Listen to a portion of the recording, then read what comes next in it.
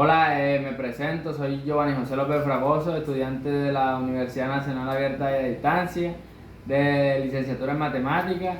La finalidad de este video es hacer una entrevista semi-estructurada a un docente de mi área la finalidad de entender un poco más el tema, pues. Comenzamos. Lo presento, es mi papá, profesor de matemáticas, y hoy, bueno, comenzamos. Bueno, señor Giovanni, bueno, la primera pregunta. Muchos especialistas de la educación como Zambrano han considerado que la pedagogía y didáctica poseen ciertas diferencias que causan tensiones entre dos campos. Principalmente porque la pedagogía conserva sus raíces clásicas y humanísticas centradas en la naturaleza y libertad del hombre, mientras que la finalidad educativa de la didáctica se limita a la enseñanza del contenido de una disciplina, en función de la formación del hombre social competente para el mercado. Esta última, debida también al auge de la sociedad informacional, tecnológica y disciplinar. Sin embargo, las diferencias engendran tensiones. No sobra reconocer finalmente que, tratándose de la educación, los unos y los otros se requieren mutuamente. Las relaciones de lo pedagógico y lo didáctico tienen mayor evidencia en la formación del profesorado. Teniendo en cuenta lo anterior, desde su experiencia, ¿qué semejanza encuentra entre la pedagogía y la didáctica? Bueno, la didáctica, primero que todo, es la rama de la pedagogía que se encarga de la metodología implementada en el proceso de la enseñanza y el aprendizaje, que aporta las técnicas y recursos adecuados para fomentar el aprendizaje y de una forma idónea. Se puede decir que la pedagogía es la teoría y la didáctica es la praxis. Gracias. Segunda pregunta. Según Edgar Morin, en su libro Los 7 saberes necesarios para la educación del futuro, se debe procurar que los estudiantes mantengan un equilibrio entre inteligencia y afectividad. ¿Qué opinan al respecto? Bueno, de alguna manera la afectividad es la que construye, es la que basa al ser humano, porque si una persona es afectiva, todo lo que él va a hacer, todo lo que él emprenda, todo lo que él desarrolla en su vida, lo va a hacer de alguna manera con amor, con paciencia, con una virtud que pueda alcanzar los objetivos. Pero si en cambio tenemos una persona que no tiene empatía o se siente inconforme o incómoda en un lugar, esa ruta de aprendizaje nunca se va a poder lograr con él, o si se logra va a tener algunos escaños, algún momento en que se puede estancar y se puede crear lagunas de aprendizaje. Tercera pregunta. Para usted, ¿cuál es la finalidad de la educación? Bueno, la finalidad de la educación, más que de alcanzar un título, es construir sociedad. Y la sociedad se construye con cada uno de los individuos. Se sabe que hay individuos que de pronto no son fuertes en el área de matemática o en ciencias naturales o en inglés, pero cada uno va en el recorrido que tienen en lo que es media y lo que es vocacional como tal, va buscando o va encontrando esa vocación que lo hace llave, lo hace clave, lo hace encajar dentro de la sociedad, y de alguna manera esa es una de las finalidades de la educación, porque no todo el mundo va a ser médico, todo el mundo va a ser docente o policía, cada quien va buscando en esa ruta de aprendizaje, en ese camino, en lo que es bueno, en lo que se siente cómodo. Vale. Cuarta, ¿qué cualidades o competencias debe tener el profesor docente en la educación, el profesional docente en la educación? Bueno, debe tener habilidades de comunicación indiscutiblemente, motivación y liderazgo, trabajo en equipo, también debe tener integridad profesional, debe ser una persona idónea, habilidades de negociación, toma de decisiones y resolución de problemas. Vale. Quinta, describa los pasos que usted como docente realiza para planear su clase. Bueno, hay diferentes maneras o rutas para poder crear una clase, pero la que yo uso es, primero que todo, establecer un objetivo de la clase, escribir un pequeño resumen como tal, apoyado en lo que es la malla curricular si existe o ya está construida, la planificación de las líneas, de los tiempos que se va a usar, el estado, escribir en el tablero, usar algún material didáctico, hacer también un espacio de socialización o hacer una apertura de manera de que se conozca cuáles son los conocimientos previos, la información previa que tienen los estudiantes en referente al tema que se va a manejar, y tener a la mano. Sé que a veces hay colegios que tienen escaso de esas herramientas pedagógicas, pero de alguna manera buscar la forma para lograr esa ruta de aprendizaje, vuelvo y repito. Pero los pasos casi siempre son planificación, buscar la información lo más resumida posible, explicarla, ese sería uno de los pasos, explicarla, hacerla una buena planificación, un desarrollo y una finalización con una puesta de escena, una parte lúdica. O sea, hay diferentes maneras de ver los pasos para que la clase sea agradable y dinámica. Bueno, tengo una frase que me llama mucho la atención, que es: los docentes son clave para el mejoramiento de la sociedad. ¿Qué opinan ustedes? Indiscutiblemente sí, pero o sea, actualmente como está, y hago una contextualización con referente a actualmente, estamos hablando de que la persona, el ser humano, debe recibir unos valores, unas cualidades, un aprendizaje en la casa. Nosotros los docentes, los profesorados como tal, lo que vamos es a tratar de orientar esa vocación de servicio, esa vocación profesional, enmarcado dentro de una ruta de aprendizaje, vuelvo y repito. Pero a la vez tenemos que imprimir ese humanismo, esa empatía que tiene el ser humano con referente a eso, porque nosotros los profesores recibimos muchos estudiantes que vienen con problemas de la casa. Entonces, de alguna manera eso trunca o se hace un obstáculo con referente a ese aprendizaje que deberíamos tener, porque indiscutiblemente el ser humano se ha convertido en un número, mi cédula, la placa de la moto, la placa del carro, la casa, el número de la casa, el teléfono, el celular. Entonces, pero en esa escala hay que evaluar y la evaluación se convierte en un número. Eso no quiere decir que una persona en una escala de 1 a 10 va a valer 1. No, es lo que él vaya a poder recibir, a absorber, y lo que pueda dar en un examen, en una prueba, en un quiz, en un parcial. Pero, o sea, debemos de ser como flexibles en cuanto a ese aprendizaje, porque, vuelvo y repito, así es como está actualmente la sociedad, en la familia, los participantes de ese núcleo de la familia, hay muchos problemas, mucha discordia. No estoy diciendo que todas las familias, pero sí eso se imprime dentro a veces están en la clase. La persona o el estudiante, uno le dice cualquier cosa y lo que contesta es de mala gana, pero uno como docente debe de manejar esos escenarios. Ya hablamos de estrategia para realizar la clase. Me gustaría, se me hace como curioso saber la estrategia que usted utiliza para impartir esa clase realizada. Bueno, primero que todo uno llega, organiza el salón. A veces están los salones desorganizados, a veces hay que hacer aseo porque ya a veces las estructuras de los colegios están bastante malas, y ya como entorno de aprendizaje sé que se hace una pequeña, digamos, un pequeño conservatorio, porque de alguna manera uno debe ir con unas herramientas, con un material, pero al fin y al cabo lo que construye en la clase, lo que trae las materias primas, lo esencial como tal, son los son los estudiantes.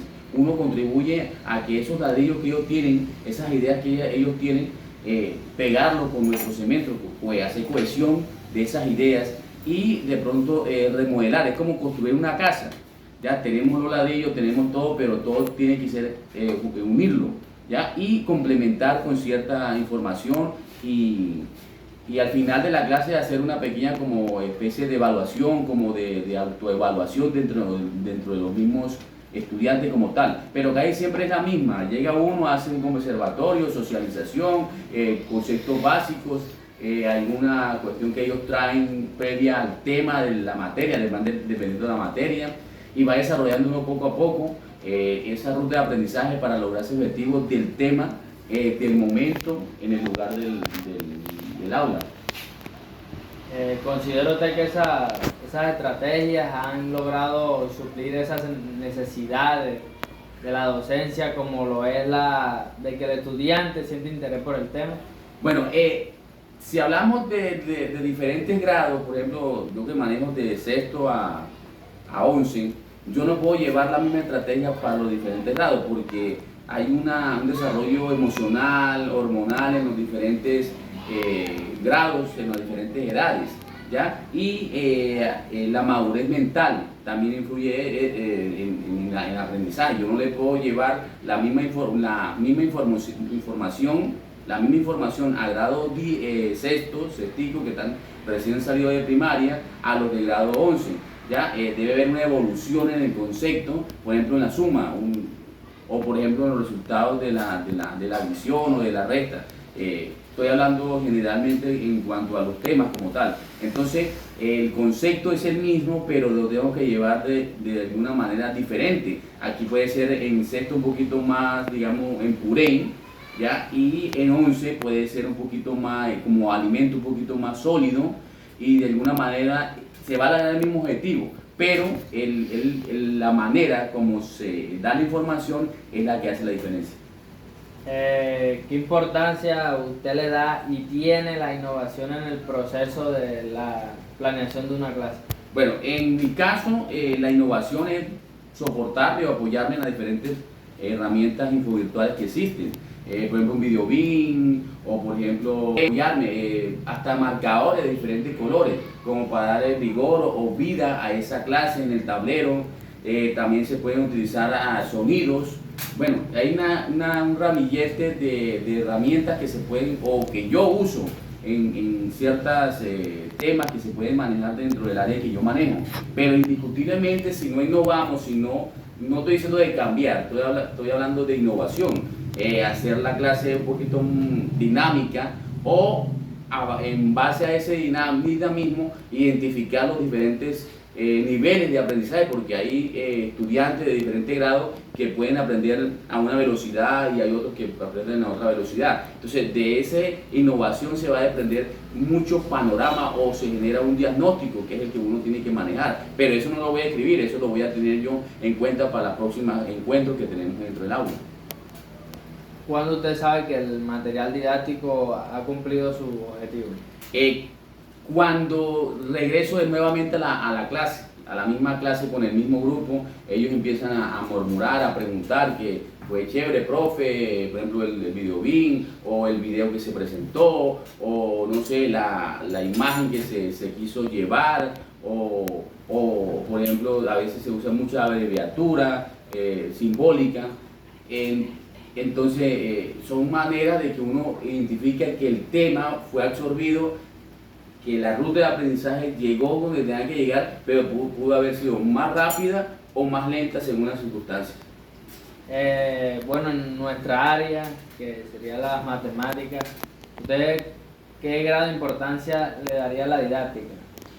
A la didáctica, bueno, en cuanto a eso, en la resolución de problemas, porque a veces las matemáticas, o casi siempre, son muy están metidas dentro de un marco, en un cartón, encartonadas, que de pronto el docente no tiene esa facilidad de armar un escenario, una puesta en escena con referente a veces a los ejercicios, o a los postulados, a las teorías, a la manera de que se entienda, ¿sí? Entonces, sí es indiscutible, sí es primordial innovar y llevar esa innovación a buen término. Bueno, ya concluyendo casi, para usted, ¿qué es ser docente? Bueno, ser docente desde el punto de vista de diferentes aristas se puede catalogar, porque ser docente, por ejemplo, si le preguntas a un padre de familia, o al mismo rector, a la coordinadora, o a un mismo docente, te diría diferente información, pero en mi caso sería esa persona que está dispuesta, digamos, a 24 horas al día, porque una asignatura puede tener 1 hora semanal, pero tú tienes que construir como docente esa ruta de aprendizaje que en el momento en que llegas, debe estar preparada, debe estar dispuesta, debe estar entendible. Entonces, ¿qué es ser docente? Estar presto siempre a la evolución y que el objetivo se pueda lograr, ¿ya? Tener una construcción de unas mallas en los diferentes grados, y en base a eso es que tú vas a construir. O sea, es un constructor, es un facilitador, emprendimiento se puede llamar, porque de alguna manera es una negociación, el aprendizaje que ellos traen, el que uno les propone, negociador de alguna manera. Bueno, son tantos formas de decir docente sin decir la palabra docente, que uno sería leer prácticamente todo el diccionario de la lengua castellana. Pero sí, padre, amigo, psicólogo, bueno, indiscutiblemente se desborda la terminología en qué es ser docente. Dentro de su planeación y el uso de la didáctica, usted promueve dentro del estudiante la investigación y el pensamiento crítico. Claro, o sea, tanto dentro de la clase, por fuera de la clase, cuando se envían o se proponen actividades en casa de investigación, y todo el tiempo, o sea, se está proponiendo que no se queden únicamente con la información. O sea, en mi caso, a los estudiantes yo les propongo, pilas que usted tiene internet, ya usted tiene más herramientas que con las que uno se educó o se alcanzó a educar, y no se queden con lo que uno les propone. De alguna manera dice, bueno, si yo estoy diciendo algún concepto X, digamos, y si ustedes tienen esa habilidad, y debemos de tenerla, yo se lo propongo que la tengan, que averigüen en internet si es verdad que ese concepto es X, y de alguna manera se busca esa necesidad de investigar, porque más que una virtud, un trabajo, la investigación es una necesidad. Bueno, esta pregunta la considero un poco profunda. Me agradecería, no sé, de forma resumida, ¿cree que usted que se puede llegar a hacer a realizar una reforma del sistema educativo actual? Bueno, si hablamos ya de una parte, ya prácticamente lo que se ha desarrollado aquí en entrevista ha sido muy particular y, o sea, micro. Sí se puede lograr, se puede proponer una reforma global, estructurada, con ese ánimo de crear principios, pero a la vez solamente no es una reforma educativa como tal, sino una propuesta de consolidación para construir una sociedad como más, imprimiendo dentro de todas las áreas eso de innovación, de investigar, porque todos los campos de todas las áreas, de todos los momentos, desde gerente hasta la que prepara los tintos, la que hace aseo, hay que imprimir ese anhelo, esa necesidad de investigación, de averiguar, de cambiar, porque de alguna manera tenemos que cambiar esa visión educativa. Y una de los objetivos, la visión, en cuanto si se propondría una reforma educativa, lograr ese objetivo de que con la educación cambiar la mentalidad, la visión de la sociedad, porque si te pones a ver ahorita, la ética se debería de aplicar en todas las áreas, desde la matemática hasta la religión, o no sé, hasta la misma español, naturales. Pero si no se hace realidad, no sé hacia dónde vamos a ir si no tenemos esa ética, construcción moral colectiva en la sociedad, porque sabemos bien que Colombia es uno de los países más corruptos, y nosotros los educadores tenemos en manos prácticamente todo, porque dentro de unos 20 años a los que uno le está dando clase ahorita van a ser los policías, los médicos, los alcaldes, hasta el mismo presidente. Entonces, más que una reforma, es proponer una construcción de ética y moral. Bueno, profe, con esta pregunta finalizamos. Le agradezco por impartir su experiencia, su conocimiento. Ok, Gracias. Muchas gracias.